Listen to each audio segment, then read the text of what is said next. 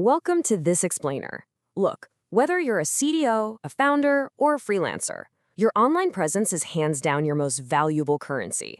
Today, we're pulling back the curtain on the system that dictates exactly how the world sees you. We're going to explore how search engine algorithms mathematically construct your online reputation.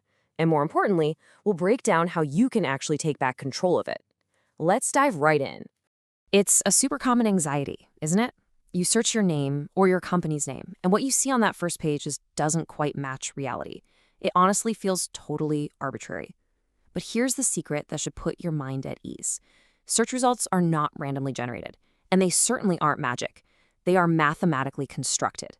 Every single result sitting on that page is there because of a very specific, rigid set of rules that you can actually understand and navigate. So here is our roadmap for today. First, 1. The modern digital identity. 2. Inside the search engine. 3. Why negative content ranks. 4. Content removal versus de-indexing. And finally, 5. Managing long-term reputation. Let's start with Section 1, the modern digital identity, constructing your footprint.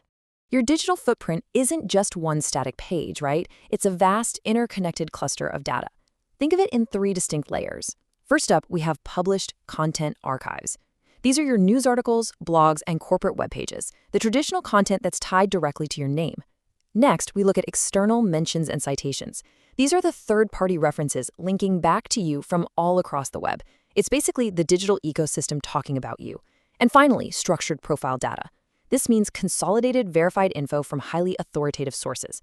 Think of a Wikipedia page, a Bloomberg executive profile, or a verified Crunchbase listing. The algorithm absorbs all of these layers at the exact same time. Search engines basically act as digital detectives. They're constantly investigating you, picking up scattered, unstructured puzzle pieces from all over the web. They look at the websites you own, sure, but they also pull from professional profiles, user-generated reviews, casual third-party mentions, and social platforms. The algorithm's ultimate goal is to take all of these disparate clues and stitch them together to form one central, holistic perception of who you are. This collective, verified data profile, that's what the system calls an entity.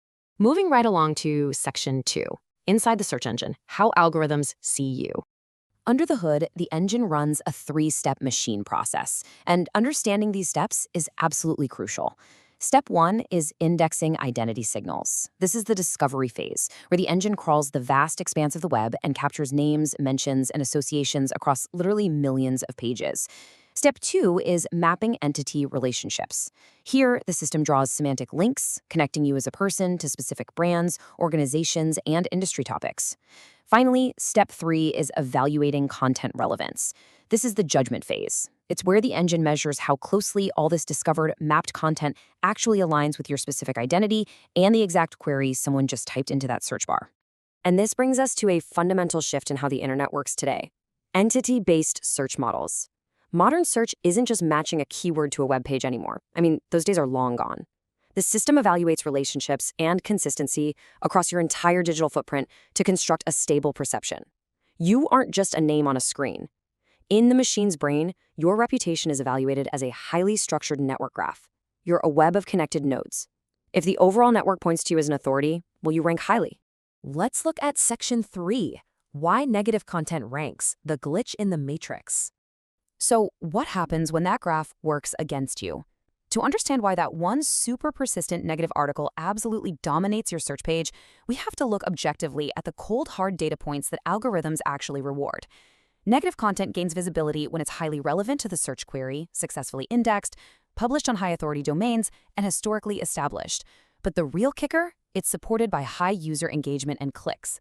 Think about it, like walking past a grocery store checkout line. Your eyes are just naturally drawn to that sensational, controversial tabloid headline over the boring financial newspaper, right?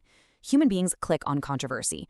Emotional content drives clicks, and the algorithm, which is perfectly blind to human morality, just loves those clicks. Here is a critical reality check for us all. Algorithms literally cannot feel. Search algorithms prioritize relevance and user engagement over sentiment. They do not care if an article is a glowing piece of praise celebrating your career or a harsh, totally unfounded critique. They're emotionless mathematical constructs. They only care if the content generates consistent user attention and interaction. If a negative piece gets clicks, the math simply dictates that it gains ranking strength. It's as simple as that. Let's turn to Section 4, Content removal versus de-indexing, your reputation toolkit.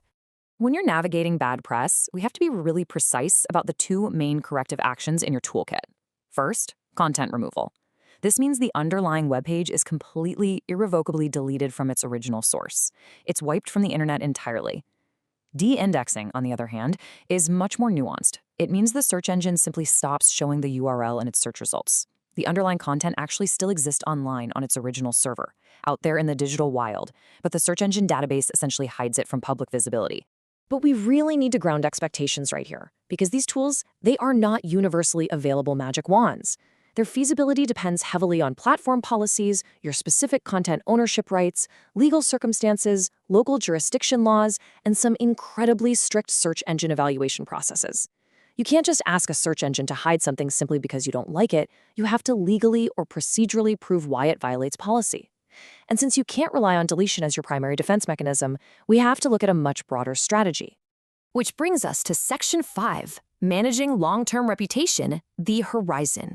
True reputation management requires a continuous, long-term strategy. Why? Because review ecosystems and aggregated sentiment act as ongoing behavioral trust signals. Look at how the algorithm processes this over time. Positive sentiment actively reinforces your credibility and semantic validation. Conversely, sustained negative sentiment mathematically reduces your perceived authority. But let's talk about review volume for a second. This acts as a massive behavioral trust indicator. To an algorithm, 100 average, moderately positive reviews act as a much stronger trust shield than just 2 absolutely perfect ones. The system craves a high volume of behavioral data to validate that you really are who you say you are. Because new info is constantly entering the search ecosystem, your strategy has to evolve right alongside it. Day 1 starts with vigilant monitoring of your digital footprint. By week 2, you move into a deep analysis of your entity graph, looking for any vulnerabilities. By month 1, you take corrective action, pushing for de-indexing where it's legally possible. But notice what happens around month 3, positive content development. And year 1 and beyond is all about ongoing optimization. You can't just play defense forever. You have to actively build and publish authoritative, positive content to drown out and mathematically outcompete those negative signals over the long haul. This brings us to our ultimate takeaway. Reputation is not static. It functions as a dynamic dataset shaped by ongoing digital activity.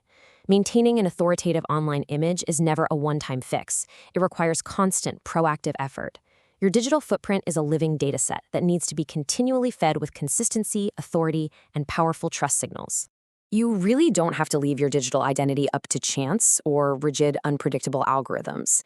You have the tools, the strategy, and the knowledge to take control of your search ecosystem today. If you're ready to proactively repair and protect your digital footprint, visit www.clearmyname.org.